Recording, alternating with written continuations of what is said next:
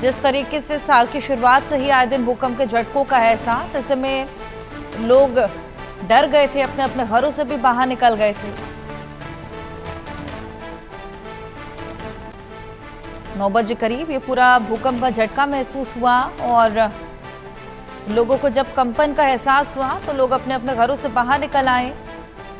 हमारे सहयोगी Brian Thomas हमारे साथ जुड़ गए हैं और जानकारी के साथ। ब्रायन, एपिसेंटर क्या था? और जी बिल्कुल, देखिए रात के लगभग 9 बजे गुजरात और राजस्थान के बॉर्डर के कई इलाकों में भूकंप के झटके महसूस किए गए। अगर रिश्टर स्केल की भी बात करें, रिश्टर स्केल पर इस भूकंप की इंटेंसिटी 3.6 मापी गई है और भूकंप का केंद्र पालमपुर से लगभग 31 किलोमीटर उत्तर पूर्व में था। अब अगर झटके की बात करें तो झटके लगते ही लोग घबरा गए और वो काफी स्वाभाविक बात है और कई लोग अपने घरों से तुरंत बाहर भी चले गए। गली मोहल्ले में भी लोग एक दूसरे से हालचाल पूछने लगे और कुछ जगह लोग रात भर जगते हुए सुरक्षा का इंतजार करते रहे। अगर मैं इंटेंसिटी की बात करूं, इंटेंसिटी काफी कम था पर डर का माहौल होना काफी नॉर्मल है और अब तक किसी भी नुकसान की खबर नहीं आ पाई है, लेकिन लोगों में जी हाँ डर का माहौल काफी बना हुआ है क्योंकि ये इस साल की अगर बात करें 2025 इस साल में काफी ज्यादा भूकंप का जो प्रकोप है वो देखने को मिल रहा है। जी बिल्कुल, साल की शुरुआत से ही ये तमाम भूकंप के झटके, एक और जगह भूकंप का झटका है उसके बारे में भी दर्शकों को अपडेट दे दें, आपके पास वापस लौटूंगी।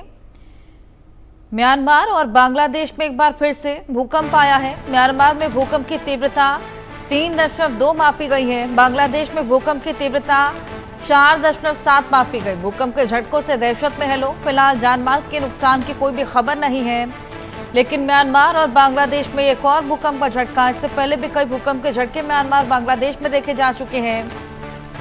ब्रायन, क्या इन दोनों जगहों के एपिसेंटर कॉमन है और आए दिन यहाँ पर भूकंप के झटकों का एहसास, खास तौर पर म्यांमार में? ये तो लोगों के लिए बेहद ज्यादा घबराहट की सिचुएशन हो जाती होगी जब यहाँ पर बार बार भूकंप आते होंगे तो।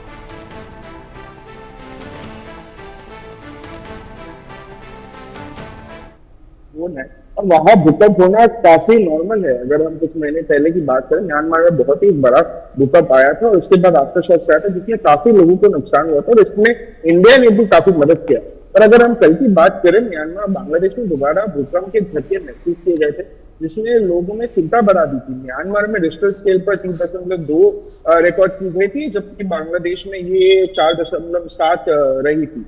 भूकंप के बाद दोनों देशों के कुछ इलाकों में लोग तुरंत खुले मैदान की तरफ भागे, अपने घरों को छोड़कर सुरक्षित की जगह तलाशने लगे।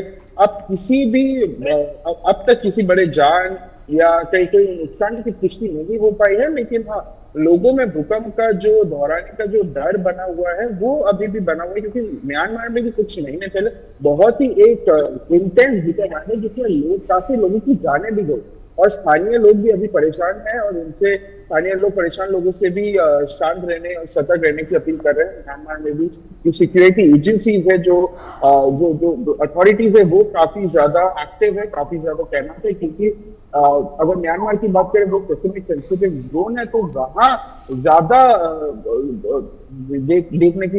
देखने और समझने की जरूरत है। जी बिल्कुल ब्रायन, आपके पास मैं वापस लौटूंगी। एक और बड़ी खबर दर्शकों को दे दें, रूस के कुरील द्वीप में भी भूकंप आया है। रूस के कुरील द्वीप में 6.5 की तीव्रता का यह भूकंप के तेज झटकों से दहशत में है लोग। रिक्टर स्केल पर भूकंप की तीव्रता 6.4 मापी गई है। 6 की तीव्रता के भूकंपों को खासा घातक भी माना जा सकता है।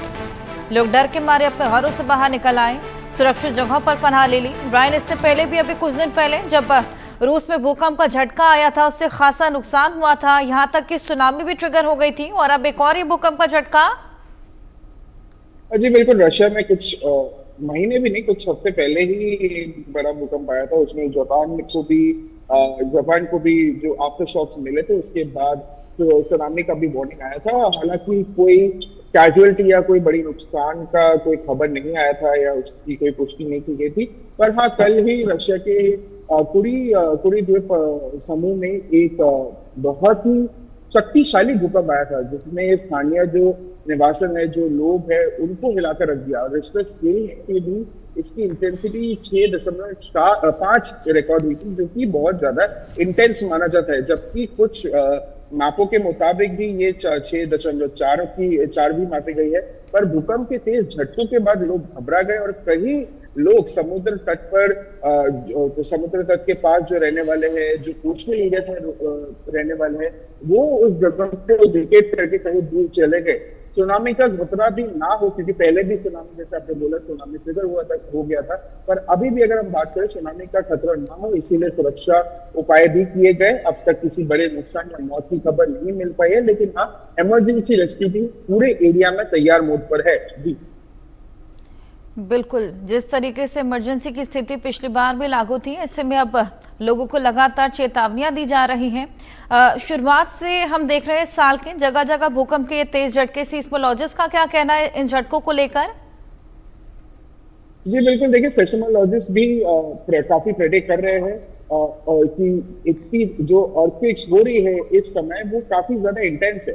और जब अगर सेस्मोलॉजिस्ट की बात करें या अगर हम अथॉरिटीज की बात करें भूकंप के बारे में, जो उन्होंने काफी सेस्मोलॉजिस्ट जानकारी देते हुए बताया है कि अगर हम गुजरात की बात करें, रशिया की बात करें, म्यांमार की बात करें, इनका जो केंद्र जमीन के अंदर कम गहराई पर होने की वजह से झटके जो है वो स्पष्ट महसूस हुए थे। उन्होंने ये भी कहा है कि अगर बांग्लादेश, म्यांमार, रशिया के कुल्ली द्वीप समूह की बात करें, तो अलग अलग टेक्टोनिक प्लेट्स के मूवमेंट के कारण ये हुआ है। और ये टेक्टोनिक प्लेट्स का जो एक हेराफेरी या एक जो शेकीनेस होता है, इसके वजह से भूकंप होता है।